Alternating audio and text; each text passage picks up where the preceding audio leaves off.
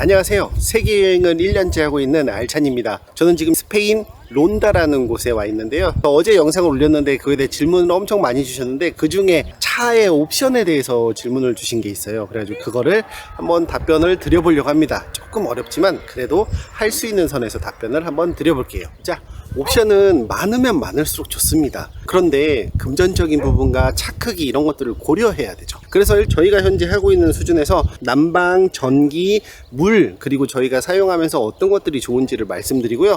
마지막에 저희는 어떤 주기로 캠핑장을 가는지, 3일 만에 갈 수밖에 없는지, 일주일 만에 갈 수밖에 없는지 그것을 말씀드리도록 하겠습니다. 난방에 앞서서 시베리아 강추위에서 버틸 거라고 생각하시는 건 제가 봤을 땐 낭비인 것 같습니다. 왜냐면 많은 세계 여행자분들이 추운 데를 피해서 따뜻한 곳에 가 계셔요. 그곳은 영하가 안 떨어집니다. 그러니까 저희도 처음으로 스키 타려고 찾아가서 영하권에 간 거지 그 전까지는 영하로 떨어지는 포인트들이 없었어요. 1년 거의 근처에. 왜냐면 다 남쪽으로 아마 가실 거니까요. 그런 상황으로 짐작해 봤을 때 시베리아가 막 마이너스 40도 60도까지 떨어지니까 내가 거기를 버틸 수 있는 시스템을 갖춰야 된다. 이거는 과욕이고 너무 과한 거라고 생각이 됩니다. 그러니까 한국에서 겨울을 지낼 수 있는 정도면 충분하다는 말씀을 드리고 싶어요. 포켓몬을 찾아 움직이는 아이들이 있네.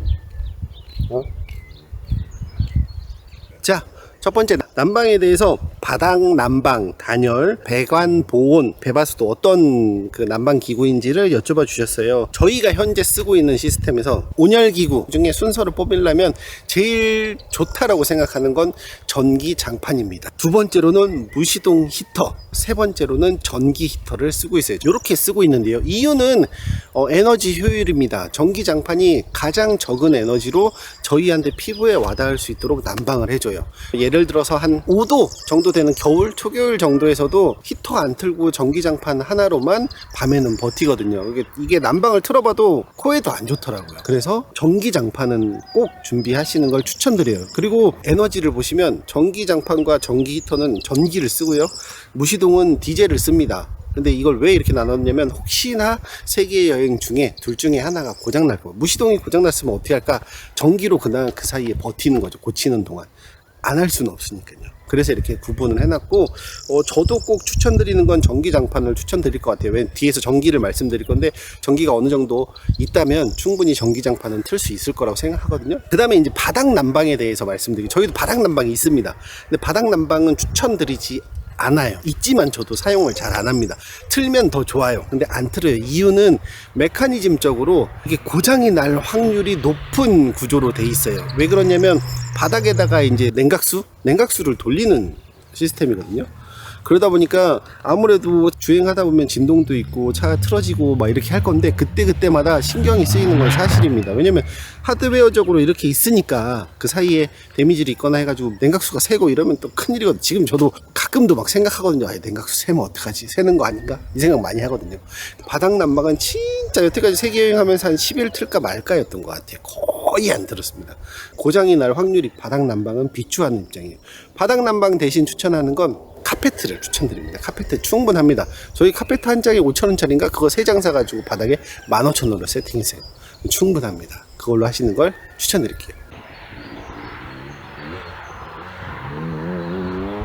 자, 다음은 난방기계. 어떤 난방기계를 쓰냐면 베바스토도 있고 막 MD용 막 여러 제품이 있는데요. 다 제가 안 써봤습니다. 제가 쓰고 있는 건 그 짭 베바스토, 중국에서 만든 베바스토랑 거의 비슷한 거죠.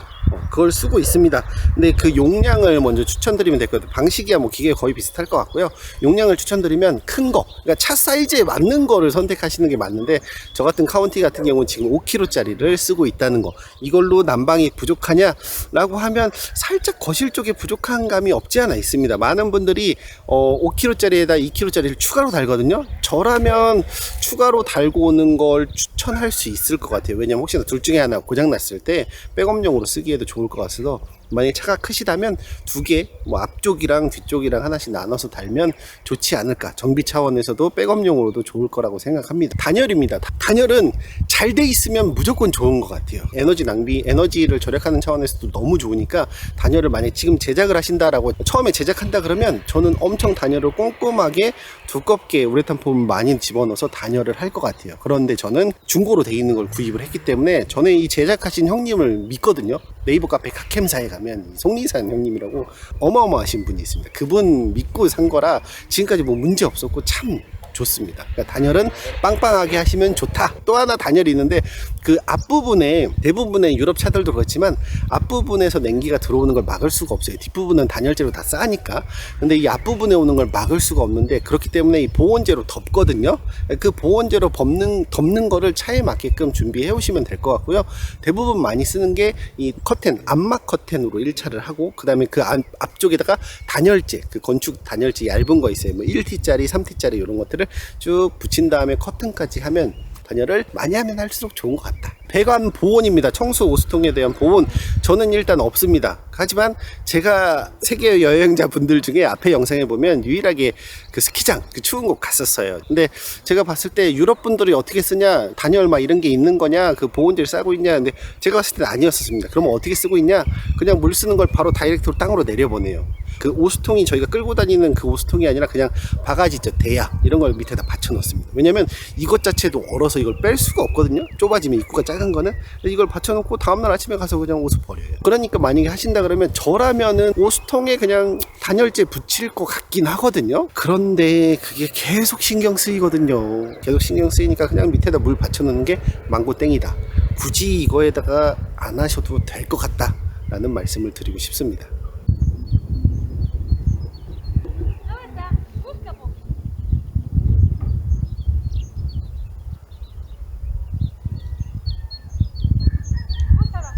전기 관련해서 말씀드려볼게요. 인버터, 배터리 용량, 태양광, 주행 충전 이렇게 4가지 위주로 말씀을 드려볼게요. 전체적으로 많으면 많을수록 좋습니다. 옵션은 다 그렇죠. 근데 적정 수준 그걸 한번 말씀드려보면 인버터는 5kg에 대해서 문의를 주셨었는데요. 제가 지금 3kg거든요. 근데 3kg인데 부족하냐라고 하면 부족함을 느낀 적이 없어요. 그러니까 부족함이 언제 오느냐라고 하면 전기 사용 용량을 계산해보면 어떻게 사용하시는가에 따라 다를 것 같은데요. 예를 들면 인덕션을 돌린다. 인덕션을 돌리면서 전자레인지를 같이 돌리지 않습니다. 전기 용량에 맞게 사용을 하는 거죠. 그걸 같이 쓰고 싶다라고 하면 5kg를 준비하시면 되고 저희 같이 3kg만 해도 인덕션 돌리고 그 다음에 나서 끄고 전자레인지 돌리고 그거 외엔 이 2가지 충돌하는 거 외에는 전기가 많이 쓰는 포인트가 없었습니다. 전기 히터도 그렇고요. 이 3가지를 내가 같이 사용을 한다 그러면 5kg 쓰시면 됐고 그 외적으로는 저희는 부족함이 없었습니다. 3kg도 충분하다는 말씀을 드릴 수 있을 것 같아요.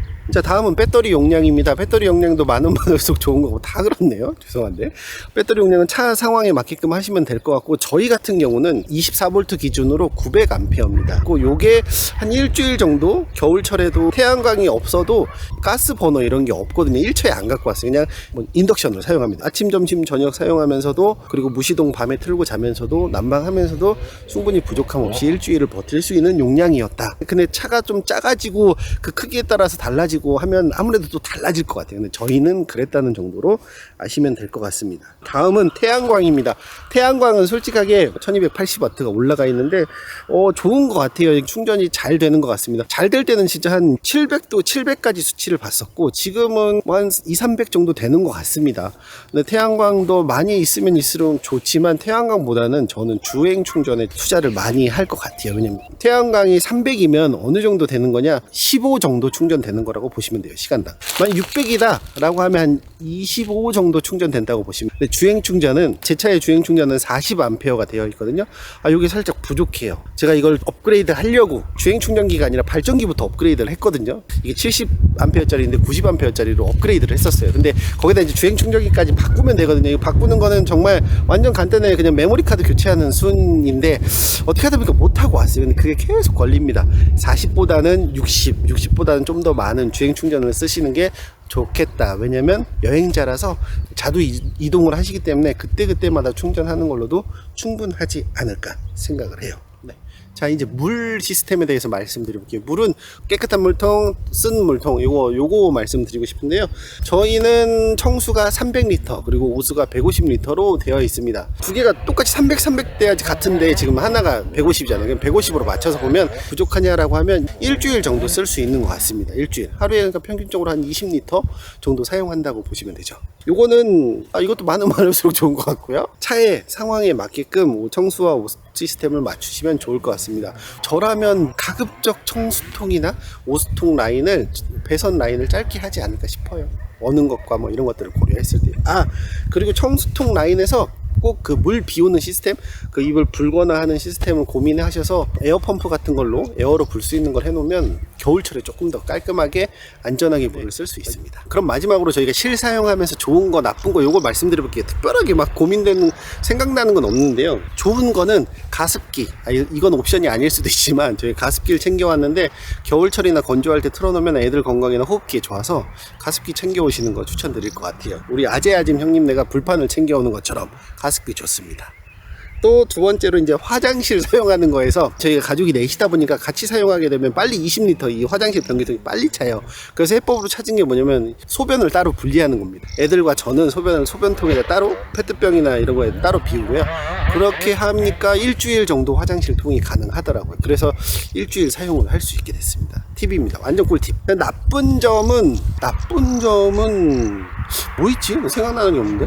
저는 없습니다. 없어요? 저는 전기, 주행 충전기가 있습니다. 게이지에 30% 있었거든요? 한 5시간 달리고 왔는데 딱 봤는데 50%밖에 충전이 안 돼 있는 거예요. 5시간 달렸으면 꽤 다녀야 되는데. 그거 살짝 아쉽습니다. 주행 충전은 좀 빵빵하게 하고 오시는 걸 추천드릴게요. 자, 결론입니다. 사람마다 다 다르고 차 사이즈마다 다릅니다. 저희 기준에서 말씀드릴 수밖에 없을 것 같아요. 카운티라는 자동차 기준으로 한번 봐주시면 될 것 같고요. 저희가 지금 현재는 어떻게 돼 있냐, 일주일 주기로 캠핑장이나 무료 서비스가 있는 곳으로 가는 상황이 됐어요. 일주일 주기로. 그러니까 일주일 사이에는 캠핑카 내부에서 잘 돌아간다는 뜻이죠. 저희가 지금 현재로서는 전기는 24V 기준으로 900A인데 이걸로 일주일이 되고 있고요. 태양광은 크게 막 겨울에는 큰 영향을 못 보는 것 같아서 크게 막 말씀드릴 게 없을 것 같고요. 그 다음에 청수는 딱 여유가 있습니다. 300리터면 거의 한 2주 넘게 쓰는 것 같아요. 그래서 그거는 여유가 있다. 굳이 그렇게 넓은 필요가 없을 것 같아요. 왜냐면 한번 비울 때 같이 받으면 되니까요. 오수는 150리터 딱 맞은 것 같다. 주행 충전은 부족하다. 이렇게 말씀드릴 수 있을 것 같습니다. 혹시나 옵션 말고도 오늘 영상을 보시고 궁금한 게 있으시거나 아니면 뭐 수정할 부분이 있으시면 올려주시면 정말 좋을 것 같습니다. 어제 영상에 댓글 많이 주셔서 너무 감사하고요. 저 보고 너무 덕분에 많이 고치고 있습니다. 오늘 최대한 손 안 쓰려고 노력했고 천천히 한번 얘기해 봤습니다. 어떠신가요? 댓글로 알려주세요. 그럼 안녕.